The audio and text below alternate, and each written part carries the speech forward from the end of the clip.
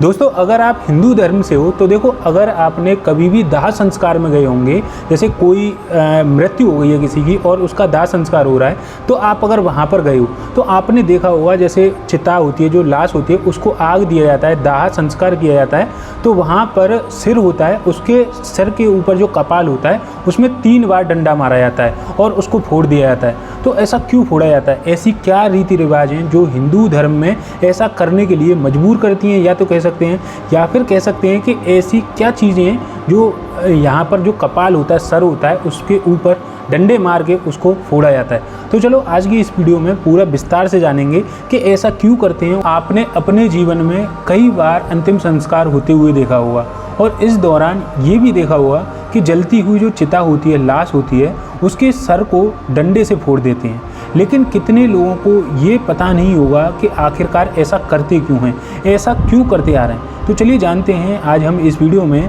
कि ऐसे इसके पीछे क्या रहस्य है और ऐसे क्यों मान्यता दी गई है कि ये ऐसा किया जाता है। देखो, दरअसल हिंदू रीति रिवाज की माने तो जन्म से लेकर मृत्यु तक 16 संस्कार होते हैं, जिसमें से दाह संस्कार हिंदू धर्म का सबसे अंतिम संस्कार माना गया है। और अंतिम संस्कार के दौरान ये एक मृत शरीर को जलाकर इस दुनिया से विदा किया जाता है और उसकी राख को गंगा जल या फिर किसी भी पावन बेहतर जल में बहा दिया जाता है। अंतिम संस्कार के दौरान कई तरह की ऐसी रस्में होती हैं जो की जाती हैं, जैसे सिर मुड़वाना और मृत शरीर के चारों तरफ चक्कर लगाना और जलती हुई चिता में से लाश में जो सिर पे डंडे से फोड़ते हैं वो करना। जी हाँ दोस्तों, तो दोस्तों चलो मैं बताता हूँ इसके बारे में कि इस रस्म के पीछे क्या तर्क है। और आज हम ये भी जानेंगे कि हिंदू धर्म में जलती हुई चिता की जो खोपड़ी होती है उसको सिर से डंडे से तोड़ क्यों दिया जाता है। दोस्तों हिंदू शास्त्रों में यहाँ पर माने तो मनुष्य के शरीर में 11 द्वार होते हैं। ऐसा माना जाता है कि आत्मा या जीव मस्तिष्क के दरवाजे से शरीर में प्रवेश करती है और बेहद कम लोग ऐसा जानते हैं कि आत्मा अपने कर्मों के आधार पर इन दरवाज़ों के माध्यम से शरीर से निकलती है। ब्रह्मा रुद्र को शरीर में मौजूद 11 द्वार में से उच्च माना गया है। इसके अलावा ऐसा भी माना जाता है कि जो आत्मा सिर में से निकलती है वह मोक्ष की प्राप्ति करने के लिए जन्म लेती है और मृत्यु के चक्र से मुक्त हो जाती है। इस विधि को कपाला मोक्ष कहते हैं। तो दोस्तों यहाँ पर ये भी बताया गया है, इस विधि में गुरु मार्गदर्शन के बिना हासिल करना एक बहुत ही कठिन काम है। इसलिए मृतक के रिश्तेदार मृत शरीर का सिर या फिर कपाल को डंडे से मारते हैं।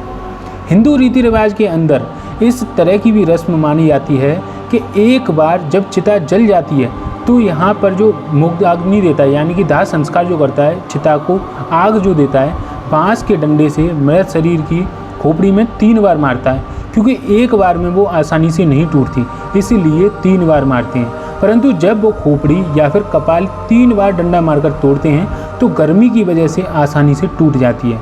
दूसरा ये भी तर्क माना जाता है कि आत्मा का दुरुपयोग होने से बचाने के लिए इसे तोड़ दिया जाता है। धारणा यह भी है, तांत्रिक लोग उस शरीर के सिर की फराक में रहते हैं जिससे कि आत्मा का दुरुपयोग किया जा सके और उसको अपने प्रभाव में लेकर गलत काम करवाए जा सकें उस आत्मा से। इस वजह से भी यहाँ पर जो तांत्रिक होते हैं वो उस कपाल की खोज में रहते हैं। इसके अलावा शास्त्रों में ये भी लिखा है कि शरीर मरता है लेकिन आत्मा कभी भी नहीं मरती है। जानते हैं आप, जब कोई मर जाता है तो उसके मरने के आत्मा तुरंत दूसरे गर्भ में चली जाती है और यहाँ पर जैसे धरती छोड़ती है उससे पहले वहाँ पर जैसे जहाँ पर जन्म लेने वाली है वहाँ पर वो आत्मा पहुँच जाती है और कुछ दिन तक वह अपने परिजनों के आसपास घूमती रहती है और उसके बाद में स्वर्गलोक में पहुँच जाती है और वहाँ पर जैसे दूसरी योनि में जन्म लिया होता है तो उसमें चली जाती है। तो यही होता है कि हिंदू धर्म में यहाँ पर कपाल को या फिर सिर को क्यों फोड़ा जाता है। तो आई होप गाइस आपको ये समझ में आ गया।